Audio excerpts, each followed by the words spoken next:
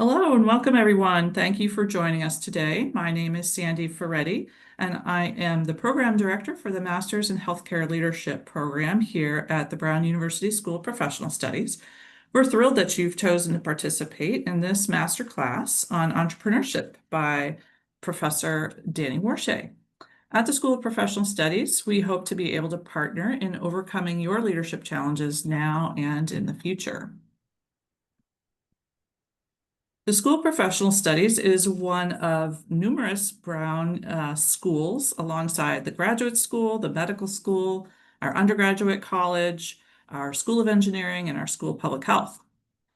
With its origins dating back 3 decades, it was established with the purpose of enhancing the university's impact in the world, an important part of our mission statement, by reaching new communities of learners at all career stages through distinctive degree and non-degree programs aligned with Brown's academic strengths. We offer a variety of programs tailored to your career stage, whether you're just starting, mid-career, or at a senior level. We have professional degree programs in healthcare leadership, technology leadership, and the top-ranked IE Brown Executive MBA program. We also offer more than 30 early career master's programs spanning leadership, sustainability, public health, applied AI and data science, along with many others. We offer non-degree executive education and professional certificates, and we also design custom programs for organizations. Our delivery formats include online, in-person, and asynchronous options. So I'd like to tell you a little bit more about some of our programs that you might find especially relevant to our conversation today. And these are our professional master's degree programs offered here through the School of Professional Studies. First is the Master's in Healthcare Leadership, which is a program that I oversee. It's a 12-month master's degree designed for working professionals across the healthcare industry. It's a hybrid program. There are 3 one-week in-person sessions at Brown, and the remainder of the coursework is delivered online. MHL's graduates have reported some impressive outcomes. 60% have been promoted to a vice president or C-suite. 67% report a significant salary increase, and 73% received a managerial level position. I'm the program director for that program, and I'm going to quickly tell you more about the Technology Leadership program. The Technology Leadership Master's degree is also a Master's of Science degree, 12-month hybrid program with 2 4-day in-person sessions at Brown. The remainder of the program is offered online.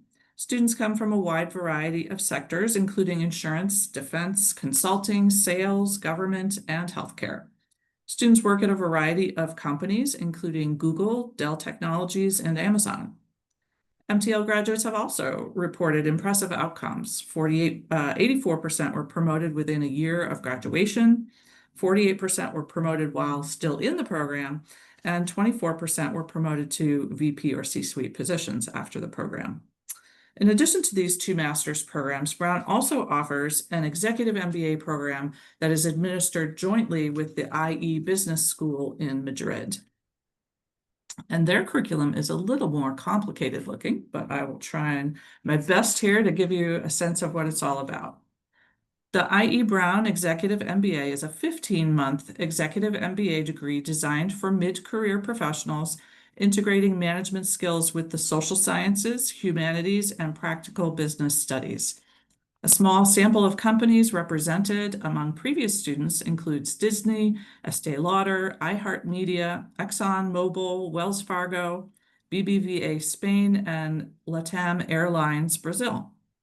The EMBA offers blended online sessions and 5 residential sessions taught in Madrid, Spain, Providence, Rhode Island, and Cape Town, South Africa. The EMBA has yielded tremendous impact for its graduates. Graduates reported a 58% average salary increase post-graduation. 77% of the graduates said that they found the curriculum helpful in their professional lives, and 91% said that they regularly use the skills they learned. And now let's get to our program. So quickly, a few housekeeping items for today. We have 1 hour together with most of our time devoted to our content session, followed by time at the end for questions and answers. Please use the Q&A link at the bottom of your screen to post questions for the speaker. Also, the chat feature is available for you to post comments or respond to any questions from our speaker, Danny Warshay. Please post questions in the Q&A forum. And now I'm excited to introduce our speaker for today, Danny Warshay. We're fortunate today to have Danny Warshay, who is professor of the practice and executive director of the Nelson Center for Entrepreneurship at Brown University. Danny began his entrepreneurial pursuits while an undergraduate at Brown as a member of the startup leadership team of Clearview Software, which was acquired by Apple. Since then, he has co-founded and sold companies in fields ranging from software and advanced materials to consumer products and media. His course at Brown, The Entrepreneurial Process, has been recognized as one of the highest rated courses on campus. Based on this course, Danny has written the award-winning book, See, Solve, Scale: How Anyone Can Turn an Unsolved Problem into a Breakthrough Success. And I will say that I used Danny's book in my own course in the MHL program for their capstone leadership experience. He leads creative and thought-provoking workshops on entrepreneurship around the world. Danny received his AB in history, magna cum laude from Brown University, and an MBA from Harvard Business School, and he is a fellow of the Royal Society of Arts. Danny, thank you for joining us. Let's dive into our discussion. Thank you, Sandy. A real pleasure to be here today. I am going to deviate a little bit from your instructions, even that you No worries. that, which is if my style of teaching, anybody who happens to be here who is an alum of my class or my workshops knows that I like for these to be as interactive as possible. And so rather than leaving all questions to the end, we'll try to do much of that at the end. But if there's something burning that you think is relevant to the point in my presentation that is something you'd like to ask, feel free to put it in the Q&A, and I'll ask Sandy, if you don't mind, to monitor that. And if it makes sense to interrupt me, that's totally fine. This is an opportunity for all of you, not for me. So I want to make this as valuable and meaningful to all of you as we possibly can. And Danny, it does say, just for your information, it looks like whoever set up our webinar today disabled the chat function. So we will have to rely on Q&A, which All right. I will monitor for you as you go along. Sounds good. We'll do that as well as we can. I'm going to share some slides. We'll consider them prompts, if you will, and that way, if there's something that appeals to people who are here or they want to take issue with it, that's fine. Let me share a little bit more detail about who I am, and maybe the most important thing for those of you who are here today, I see there's 93 participants. That's terrific. Is that I'm a product of Brown myself. I studied history at Brown, as Sandy briefly mentioned. I'm a parent of two Brown graduates. My wife went to Brown. My mother-in-law went to Brown. I've got Brown surging through me in all different ways.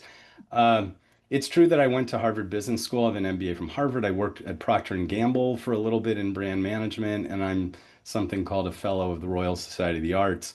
But much more relevant is, what do I know about this field that we call entrepreneurship? And I always say that entrepreneurship is a participation sport. And so I participated and I continue to participate, dating back to that startup that I was part of while a student at Brown, and that we sold to Apple. I've been teaching entrepreneurship. I know LinkedIn told me this the other day, for now 20 years. That was something I never might have imagined when I was a student at Brown. And we can talk about my trajectory for getting there and what does that all mean. Yes, I'm the executive director of the Nelson Center for Entrepreneurship, and I hope many of the folks online with us here today have heard of the Nelson Center. Some of our programming we live stream, and so if you're interested in learning about the Nelson Center, or certainly if you become a student of SPS at Brown, you are as entitled to participate in the Nelson Center as anyone. I'm right now what I would call more of a coach than a player among a portfolio of startups. And I do this format of teaching around the world in all sorts of different contexts. Mostly, I do them in corporate contexts. Big companies who are looking to innovate, they know they need to know this entrepreneurial process. Maybe they used to know it and they kind of lost it along the way. In the wake of my book being published, I have done a lot of these in all sorts of different contexts. I did 6 of them for the US military. I do them in big nonprofits. I do them in government institutions, and I do them all over the world. Some places that I have to find on a map. I didn't know where Bahrain was exactly. I knew it was in the Middle East, and the US Embassy brought me there to help with their economic development efforts for Bahrain. I didn't really know exactly where Slovenia was, and I've been there 4 times to run sessions for different kinds of companies. Originally, I went there with a cohort of Brown master's students. So I do this kind of teaching, usually a little longer than the time we have today, both in person and certainly since COVID remotely.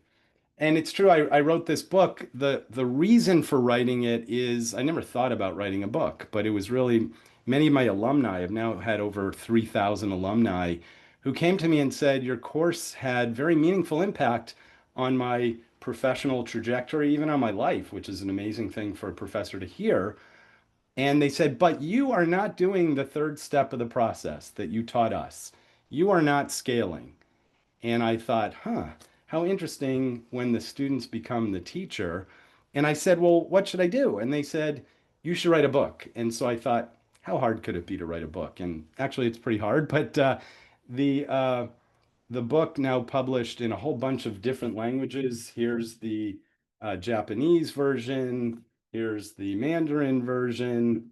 Here's the UK version. It's coming out in Saudi Arabia in Arabic later this year and a number of other places. I went back to my students because the book reflects the course that I teach at Brown. And I said, so am I scaling? Am I doing it right? And they nodded and they said, so that's great. And that has led to lots of very generous invitations like the one from SPS today. And so that's where the book came from. And Sandy, I'm honored that you, and as I've heard from many professors around the country, even though it wasn't my intention, they're using it as a book in their course. Okay, I am, ordinarily I would ask you to post something in the chat. And if we were in person, I would ask you in person to reflect. I'm not quizzing you on entrepreneurship, but maybe at least to yourself, you could think about what word or thought comes to mind when you hear or you read that word, entrepreneurship. And just think about it. Again, I would love to see your reflections because when I'm teaching all over the world, I often hear different kinds of insights. I hear words like innovation, I hear words like creativity, I hear words like risk and challenge, and consistent with today's theme, leadership, all perfectly relevant words. Um, but I'll share with you the definition that I've been using now for 20 years, and I'll let this sink in for just a moment. And often, no matter what culture or country I'm teaching in, this is the part of the definition I've devised that people find surprising or counterintuitive. Because often people don't think of entrepreneurship as structured or following a process. And I'll share with you a little bit about where that came from, and maybe it'll resonate with where you're coming from. So, when I was asked a long time ago, 20 years, to come to Brown and teach by a beloved professor of mine, Barrett Hazeltine. I was shocked because I said, I've never taught anything, Barrett. I've never taught Sunday school. And he said, no, I think you'd be great. You'd be an excellent teacher. And it's actually really hard to say no to Barrett. And then I had to think about what does it mean to teach entrepreneurship in largely a science-based and liberal arts-based teaching environment, at least for undergrads. And if I had been asked at HBS or, my alma mater or Stanford or Babson or Wharton, all really good places, those places have a very narrow focus. It's tech, it's finance, it's business. And I realized in Brown's case, we don't have a business school. We have an IE MBA, a Brown MBA program, but we don't have a business school, and certainly not in undergrad. And so I had to think about, what does that mean? And again, if we were together, I would ask you, how many of you have heard of the phrase entrepreneurial spirit? And usually everybody in the room raises their hand. And I certainly had. The problem is, I have no idea what it means. And yet there were a lot of people coming to me to say, you know what, you should teach the students entrepreneurial spirit. And I thought, this is an Ivy League institution. I don't even know what that would mean. That sounds a little woo-woo. And I certainly think that we owe our students something more rigorous than that. And so I thought, it occurred to me that my faculty appointment as a professor, Sandy mentioned I'm a professor, and it happens to be in engineering. By the way, I know nothing about engineering. It happens to be a legacy of Barrett that my faculty appointment is in engineering. And so I thought, imagine in engineering if we were to teach somebody how to build a bridge. We certainly wouldn't tell them, just go out there and have the bridge building spirit. Just throw up a bridge and we'll see if it holds the cars and the trucks. And if it comes crashing down to earth, then just go out there, be persistent, have more spirit. That would obviously be insane. We would have lost our academic accreditation a long time ago. No, in teaching somebody how to build a bridge, you can distill fundamental principles that all bridge building has in common. There's a beginning, a middle, and an end. And you can distill those principles into a structured process that you can teach people with lots of room for variation in bridge building of all different kinds: functional, operational, aesthetic. No one bridge is exactly like any other, but there is a structured process that you can teach people. And so I thought, surely I could do the same for entrepreneurship. And so I thought through my own experience of several startups. I did some research in the literature related to entrepreneurship. And that's where that structured process for solving problems came from. That's what I devised. I pulled out some common elements that all entrepreneurship has in common, with lots of variation for whether you're doing it perhaps in a context in which you're sitting right now, a big company. Perhaps it's in the military. The military caught that, and that's why they asked me to teach there. It might be in a nonprofit. It might be in a government sector. It might be in a laboratory. The see-solve scale process that I devised was intended to be appropriate for Brown, to fit in a dominantly liberal arts and science-based academic curriculum environment. And that's where see-solve scale came from. And so these are the 3 steps. The C stage is most important, by the way. Figure out what problem to solve in the first place. Otherwise, you're at risk of being what I call a solution in search of a problem. And that's very dangerous. The second stage, once you've figured out the problem to solve, is develop a small scale solution with very few resources available. And it's often iterative. You fail a number of times before you figure out that solution, again, on a small scale, which if you're in a big company, my experience is it's often very difficult to do that and resist pouring lots of resources onto it in this iterative stage. And then the third step is the part of the process that my students noted I personally wasn't doing, the scale stage, the third step, which is what I call create a sustainability model, or in the context in which we're operating right now, maybe it's called a business model. So those are the 3 steps. And so the subtitle of my book is very deliberately how anyone can turn an unsolved problem into a breakthrough success. Underscore anyone. And that's a big part of my mission. It's a big part of the Nelson Center's mission, which is to make entrepreneurship inclusive, especially to parts of our society that have been neglected, ignored, discriminated against by mainstream entrepreneurship. People of color, women. And so the way I formulate that in this slide is entrepreneurship is for anyone. So there may be people among the now 100 people we have online who feel, maybe you're curious, you're entrepreneurially curious, and you're wondering, is this really for me? Well, the way I teach entrepreneurship is yes. It's for anyone who wants to turn an unsolved problem into a breakthrough success. It's not a spirit, it's a structured process for solving problems. And just like building a bridge, there are some fundamental steps that anybody can learn, get really good at, and then apply in whatever context they're operating. And I'll highlight just real quickly those three steps again. The C stage, you do that anthropologically. You observe and you listen to people behaving naturally in their own environments. You figure out what problem to solve. You want to make sure you are not a solution in search of the problem. The second stage is a small scale solution that you devise iteratively, which is not easy to tolerate not getting it right the first time. And then the third stage is having big scale, developing a solution that can get very big and have long-term impact.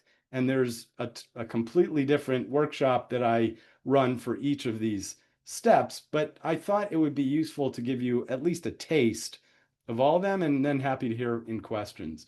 I'm going to share with you a very short video of one of my students, the one in the middle, Ben Chesler, who is the founder of a company that many of you know called Imperfect Foods.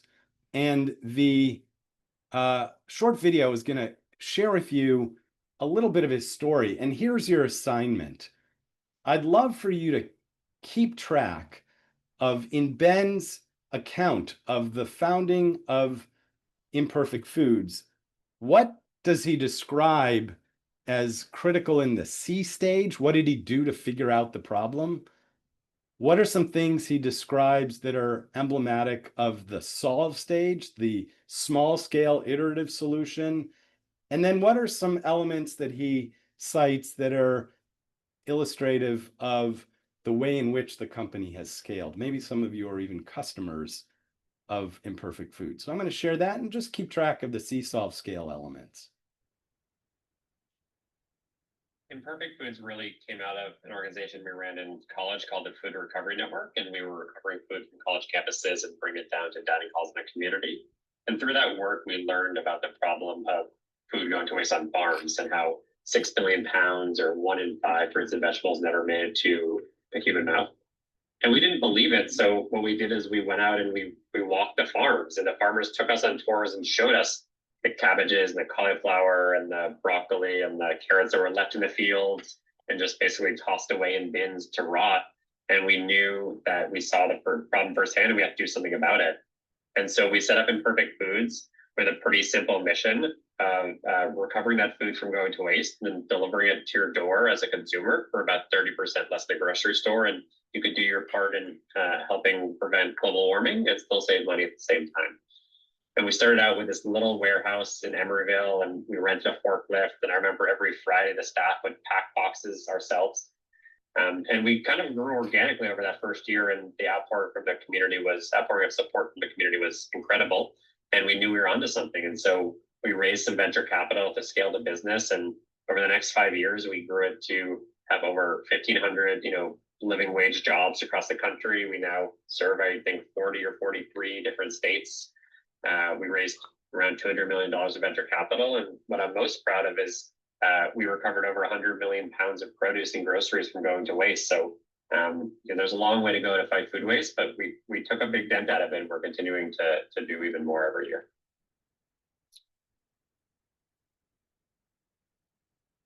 I always beam when I see my students who share what they're up to, because they keep me optimistic. I'm really privileged to be at Brown and to be at the Nelson Center, surrounded by students like Ben. Now, I'm sharing with you a picture that you may wonder what that's about. Well, I'm going to share with you a quick anecdote about another set of students who came to me in my course. I required them to develop a C-solve scale-based venture plan that they pitched to investors at the end of the semester.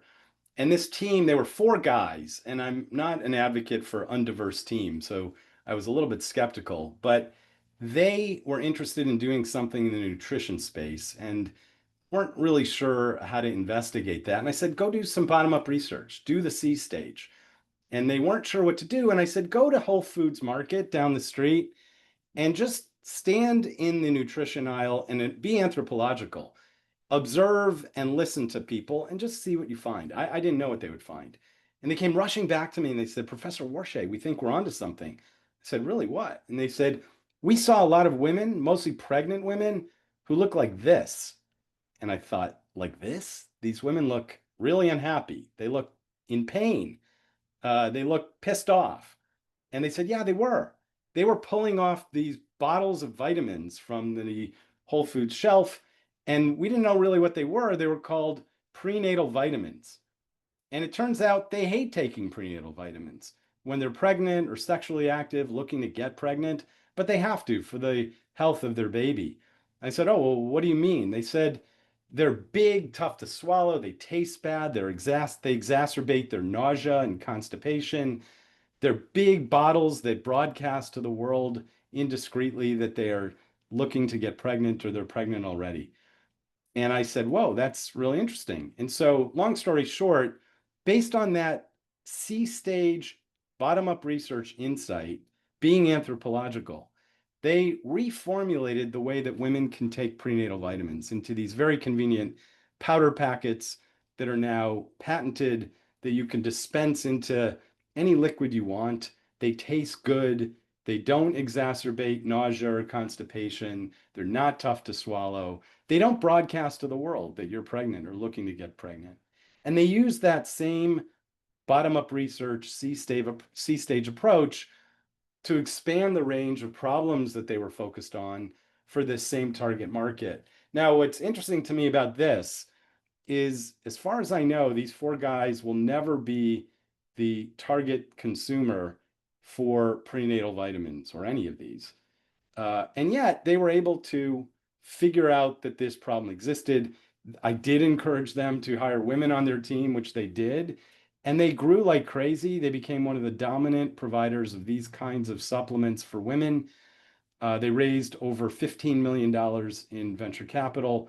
They were headquartered in Providence for most of their company's history, and they were acquired recently by a much bigger company.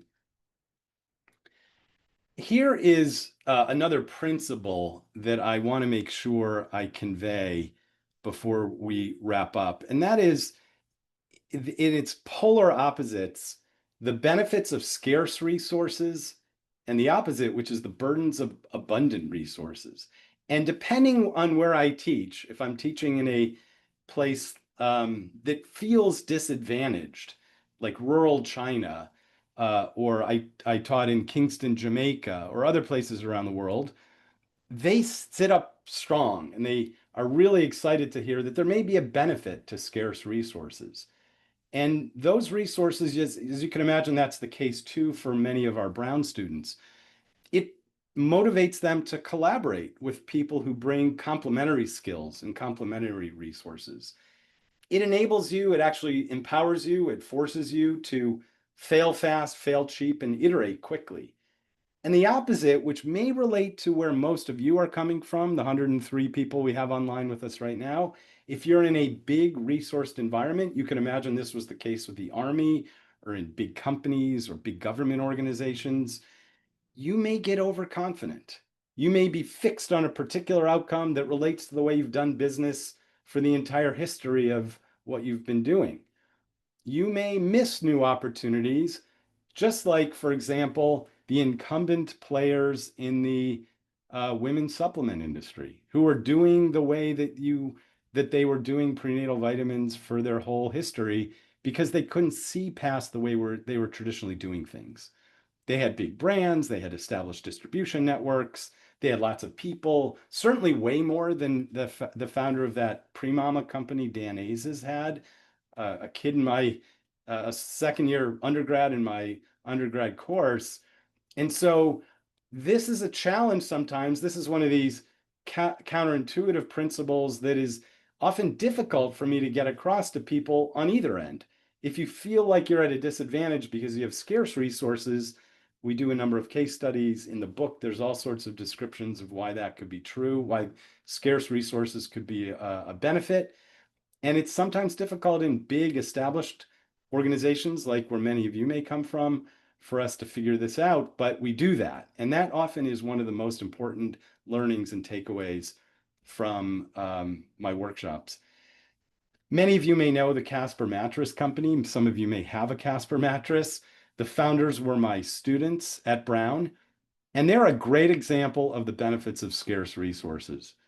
They knew nothing about the mattress industry before they started Casper. They like to say the only thing they knew about a mattress was that you sleep on one. And yet it was because of that scarcity of resources, not knowing anything, that they could approach the problem naively. They didn't have to worry about overcoming all the established ways that a incumbent mattress company had to figure out how to dispense, and instead they could start from scratch. And so they reinvented the way that you do a mattress company. They branded it differently, they manufactured it differently, they shipped it differently, they sold it online differently, they provided a 100-night guarantee differently. And so it was because they had scarce resources that worked in their favor. And the incumbent mattress industry was caught by surprise because of its abundant resources. I want to say one quick thing about team composition, because I'm asked about this a lot. First of all, the statistics are pretty bad that 65% of startups fail because of people tensions and team problems. So it's worth spending a minute on the best way to formulate a team that is likely to be successful. And the answer is diversity in every way: background, skills, where they're coming from, points of view, personality, introverts and extroverts, race, gender. But it doesn't end with diversity. In fact, we won't get into it in too much detail unless there's a question, but diversity is not enough. You need both diversity and inclusion. You have to invite people to the dance and then ask them to dance. And in fact, the statistics are really damning when you realize that if all you do is compose a diverse team, but you don't create a space of trust that enables everybody to bring to the table their true full selves, those diverse teams that aren't inclusive actually underperform homogeneous teams. That's a big bummer. The real sweet spot is if you have a diverse team and an inclusive environment, and then those teams outperform everybody. So the secret is diverse team composition and an inclusive environment that enables everybody to contribute their full selves. And then the last item I'm going to leave you with is a concept that maybe some of you have heard by now, because over the last few years it's become much more popular. But the setup for this is this quote from Bill Damon, who's a Stanford psychology professor. The biggest problem growing up today is actually not stress, it's meaninglessness. And so to counteract that, we teach something. I have a whole chapter in the book due to my youngest daughter, Marin, who is a Brown grad, class of 23.5. She was doing some leadership training, speaking of leadership, and she came up to me, this was in 2020 or thereabouts, and she said, "Dad, I just learned this concept called ikigai, and I think it's very germane to what you teach." And so ikigai, some of you have probably heard of it right now. It's a Japanese word that means living a meaningful life. And it's the most foundational concept that we teach and that I teach around the world. It comprises these four things. This is a good place to end, and then we'll entertain questions and discussion. Do something that you love to do. Do something that you're really good at. Do something that has purpose or meaning and that will change the world in a very meaningful way. And do something that'll pay you fairly for that value that you're adding. And whether you're interested in entrepreneurship or not, whether you ultimately matriculate at the School of Professional Studies or not, I hope that at least you will retain this concept, because I find it really useful, really instructive, no matter what kind of students I'm teaching, no matter what kind of professionals around the world in my workshops I'm working with. You could get really good at the see-solve scale method, but be a real failure. because you don't have ikigai. And so if you come to the Nelson Center, you'll see the first image on the wall is basically this image that my colleague Sheila Haggerty created. And it's because it's foundational. It means more than anything we teach. And so kudos to my Hunter Marin for noticing it and mentioning it to me. And I think if you participate at all in the Nelson Center, you will see that this is, again, foundational to what we teach. By the way, tomorrow, if you're in Providence, is the B Lab Expo in Alumni Hall from 6:30 to 8. It is an expo of the 13 teams that were in our summer accelerator this past summer, whom we paid to work on their startup full time. And SPS students through the years have participated in that. If you're in or near Providence, you're welcome to come. 6:30 to 8 in Alumni Hall. So before we wrap up at the very end, I do have another video to share, Sandy, but I think it's probably a good place to stop and see maybe you could help facilitate any questions or comments that are coming in. Is that fair? That sounds terrific. The questions are starting to come in already, so that's great. I really appreciate the Ikigai drawing.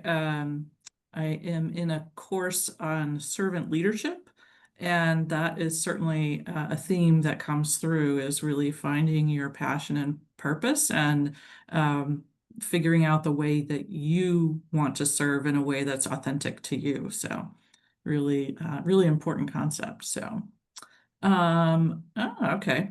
Here's a great question. How would you suggest that AI impacts entrepreneurship? I had a feeling there would be a question about that, as there should be.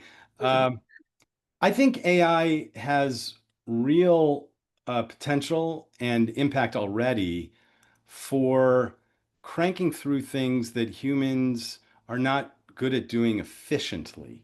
So there's obviously already tremendous impact on software development and coding, and that's an efficiency gain by enabling having a computer contribute to the output of development of a software product, for example.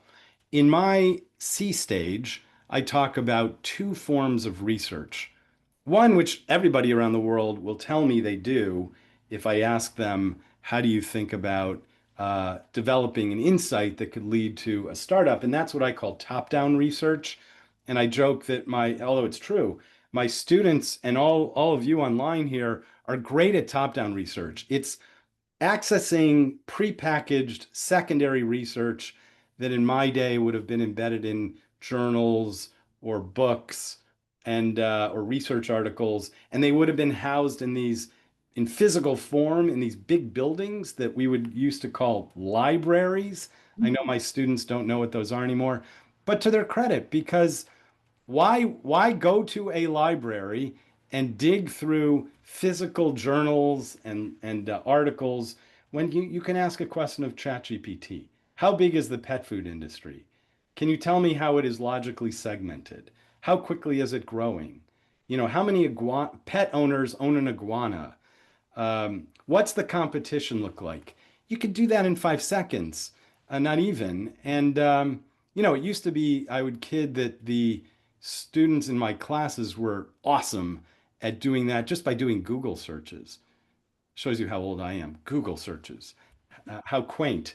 You know, now you can issue a prompt in as much or as little detail as you want to Gemini or ChatGPT, and it will do all of that top-down research for you.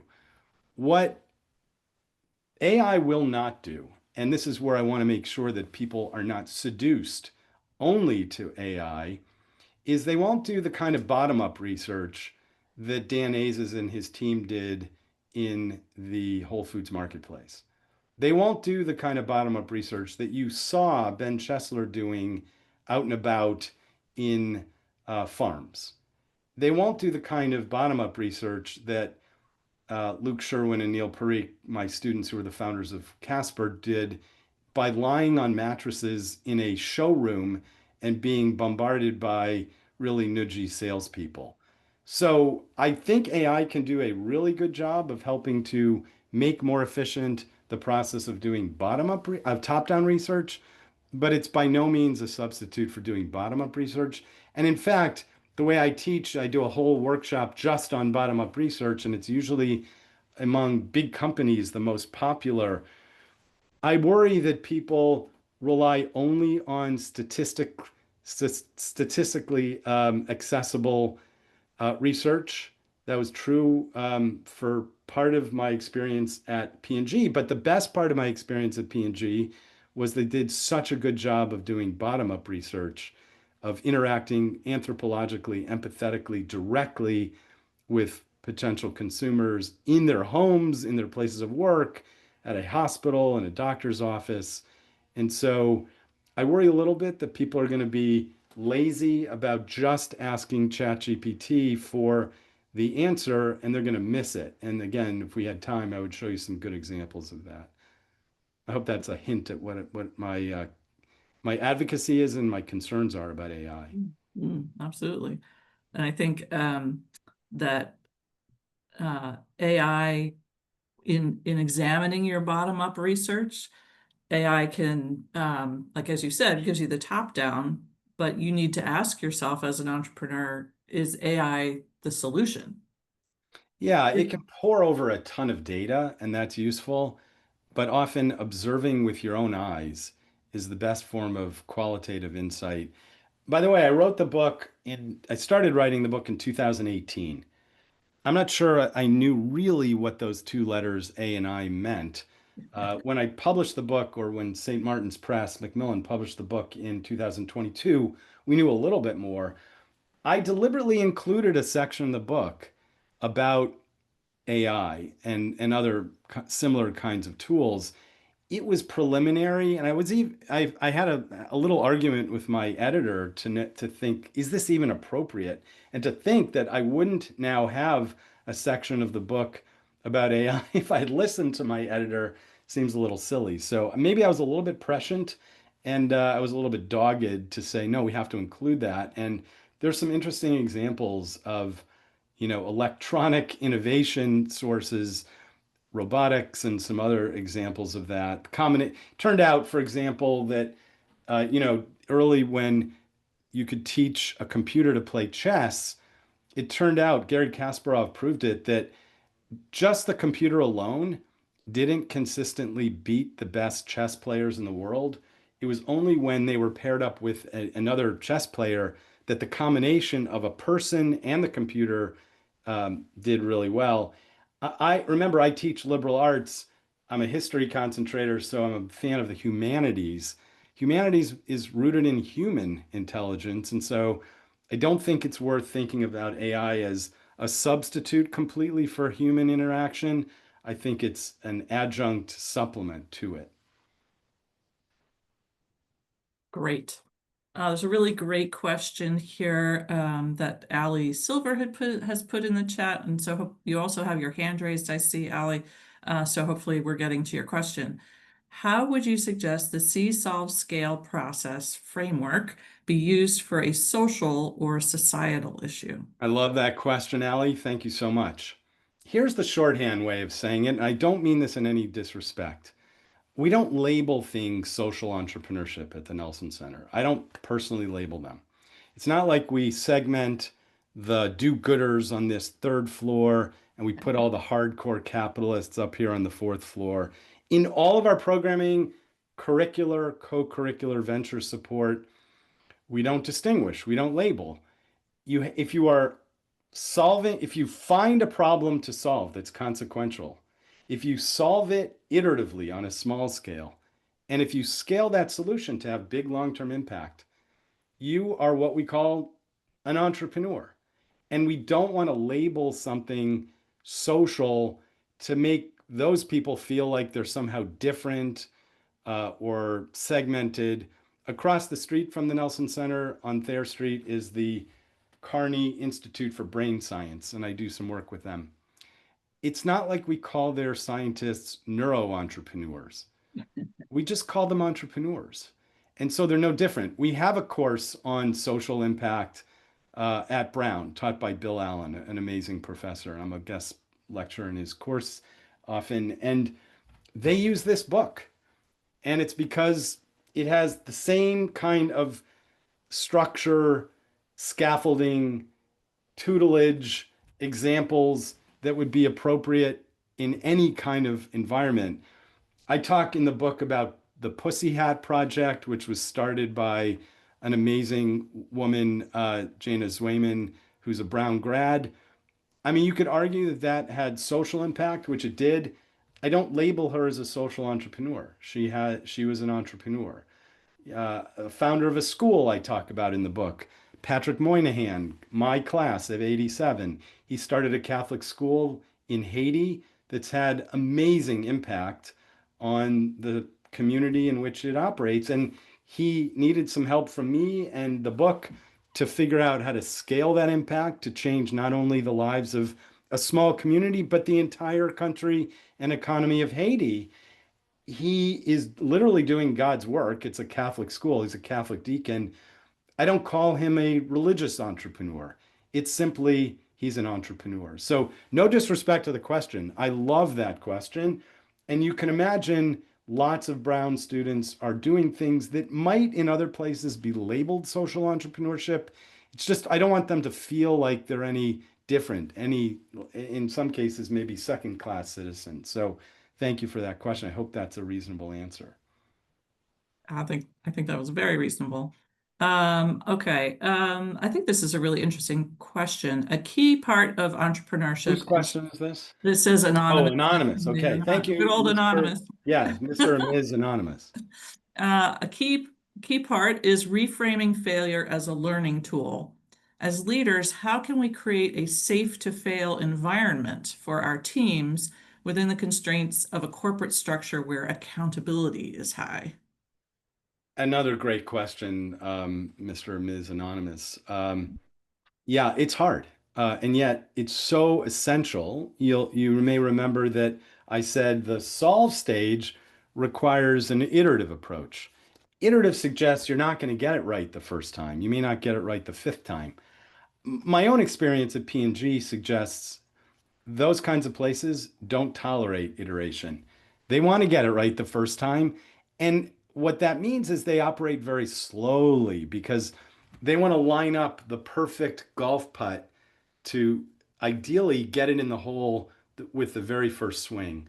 And inevitably, that's just not the way innovation and entrepreneurship works. You have to hit the ball maybe 3 times before you get it in the hole. And by the time the person has lined up what they think is going to be the perfect one putt, you've already hit it 3 or 4 times and you're way ahead of them. And there's no cost. It's not like you're keeping score by par. And so there's a whole section in the book devoted to this, to how do you do that, especially in an environment which has very high cost to failing. I talk about that in the very first case we do, and that I detail in the book. I do all Harvard Business School case studies where we contrast a one-person startup entrepreneur who marshals resources from his network and launches a really successful gaming company. And we contrast it to what would it have been like if you were the vice president of product development at Hasbro and this opportunity crossed your desk. And the stakes are way higher, actually, for that VP of product development at Hasbro. I talk in the book about some of the specific techniques that Google X uses to celebrate failure. You can't just tolerate failure. People have to get a bonus for having failed. And if you have the right kind of environment, if you've hired the right kind of people, and people know what you mean by that, I mean, we want you to succeed, but we know that failing is often a step toward much bigger success. And so we don't have time to go over it all that right now, but it's a big part of both the solve stage and the scale stage to create I call it institutionalizing failure. And I quote a friend of mine who is a long-term psychology focused professor, expert in creativity at Harvard Business School, Teresa Amabile, who is just phenomenal. And this is her area of expertise. How do you create a psychologically safe environment in which people can fail? And again, we don't have time to elaborate, But suffice it to say that that's kind of the strategy. It can't be just wordplay to say, oh yeah, we're fine with failure, and then you fire people when they do fail. You have to walk your talk. You have to institutionalize the benefits of failure. And Google X is a really good example. It's where they're doing their most advanced innovation. They just actually announced an incredible breakthrough of the use of AI for doing biology research. You absolutely can bet that that success was not the first attempt. I actually, one of our former students, somebody on our advisory council, works at Google X, and I'm going to follow up with her and ask, how many attempts did it take? Yeah, but that kind of iteration has to be embedded in the system. And too often I see in very big companies and elsewhere, by the way, universities too, the tendency to go directly from C to scale. If they've done any C bottom-up research at all, but if they figured out a problem, they want to roll it out to everybody in the universe. And I try very hard to say, you are going to get it wrong this first time. Don't do that on a very big scale. Do it on a small scale. You remember I said the benefits of scarce resources enable you to fail fast and fail cheap. Big organizations don't know how to do that. And that's a lot of why I'm called in to help them do that. So it's I wish I knew your name because it's a really good question. All right. Thank you. All right. I think we have time for one more question. All right. And I think I know how you would answer it, but we'll give it for the audience. This person is another anonymous. Worked in corporate throughout my entire career, but I would love to become an entrepreneur. What is the best approach to generating business ideas? I don't know where to start. Well, that's a perfect setup for you could probably take the words out of my mouth, Sandy. The C stage. If you keep your eyes and ears open, if you behave anthropologically. By the way, keeping your eyes and ears open means that largely you're keeping your mouth shut. You're not pitching anybody on anything. You may keep your mouth shut 100% of the time, which means you're literally just observing and listening. That's the key to all this. When Dan Azes and his team expressed some interest in healthcare and in the nutrition space, okay, they had some vague idea of the direction. That's good. It's important to have Ikigai direct you at least initially into the opportunity space direction. But within that, start doing bottom-up research. Go to where people hang out. You don't even have to ask them anything. It could be in a supermarket. It could be at an airport. It could be in a hospital, obviously with people's permission, in their homes. See what you observe.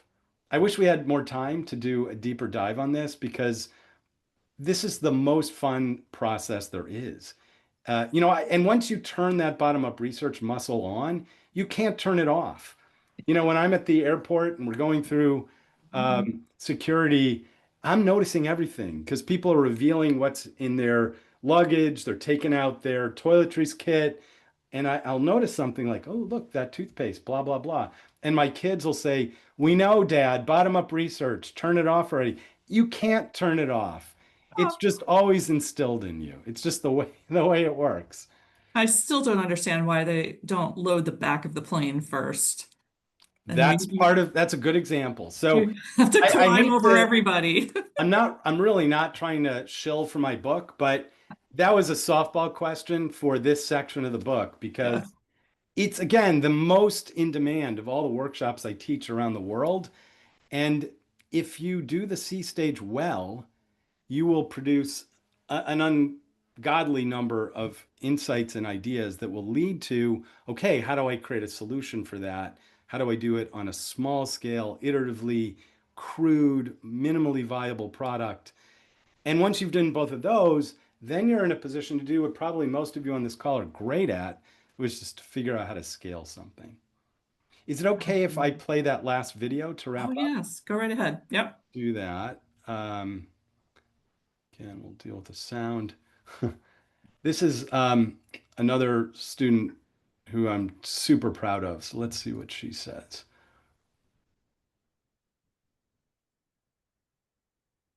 The book, as you know, is See, Solve, Scale: How Anyone Can Turn an Unsolved Problem into a Breakthrough Success, underscore anyone. And you always come to mind. In fact, I describe you in the book as a reluctant entrepreneur. Can you rewind and just share with us the short story about your first exposure to entrepreneurship in my course? Absolutely. I had no idea that I was ever going to be an entrepreneur. I didn't know what entrepreneurship was. I didn't know anything about what the methodology of becoming an entrepreneur was. As a visual arts and French student at Brown, I really didn't think I was prepared to do the financial modeling, to think critically about entrepreneurship, to do the Harvard Business School case studies. I didn't think I had anything in me, let alone after the course to build a company. But as I walked in, quite literally shaking because I was so nervous that I was going to be called on, or that it was going to be too hard on the first day and I was going to have to drop out right there and then, it'd be so embarrassing. I sat there and you briefly explained a little bit about this See, Solve, Scale methodology. And I thought, I can understand that. That's something that I can digest. And that's a great first step. See, I can do that. I can find a problem.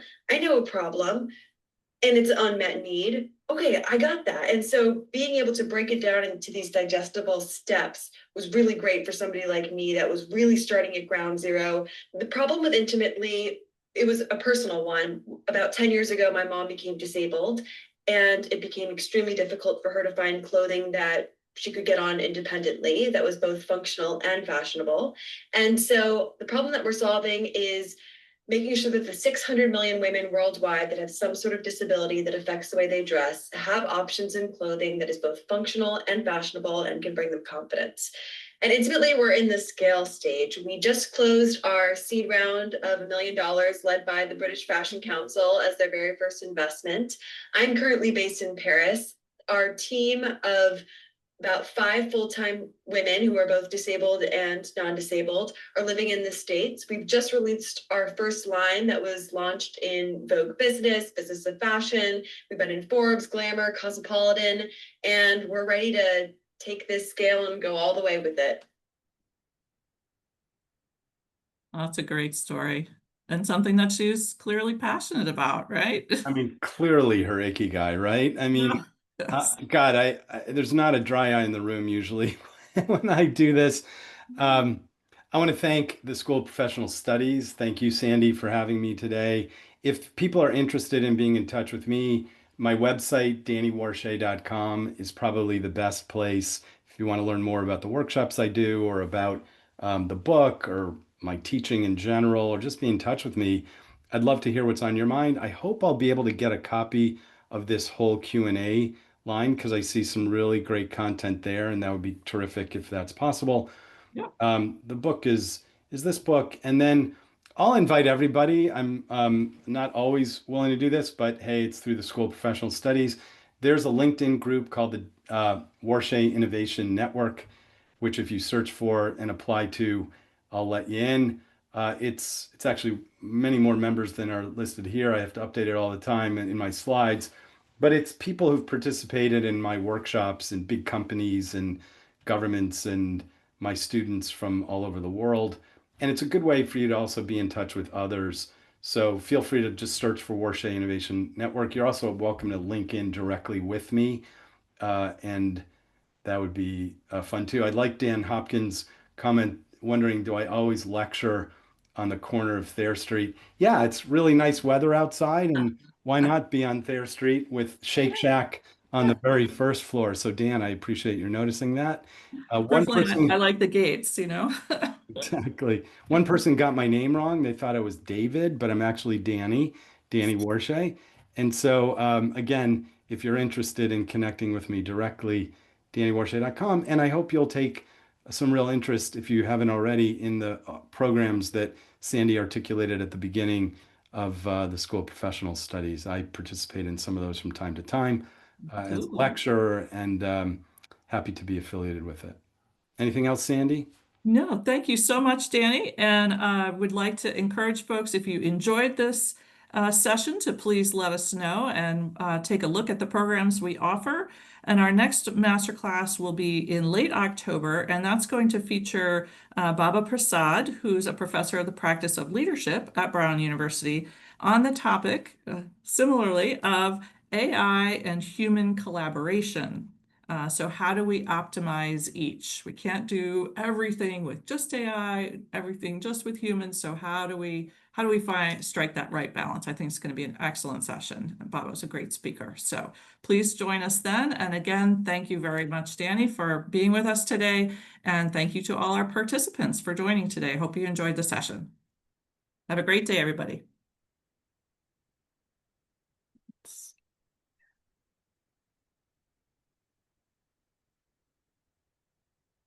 Mm-hmm.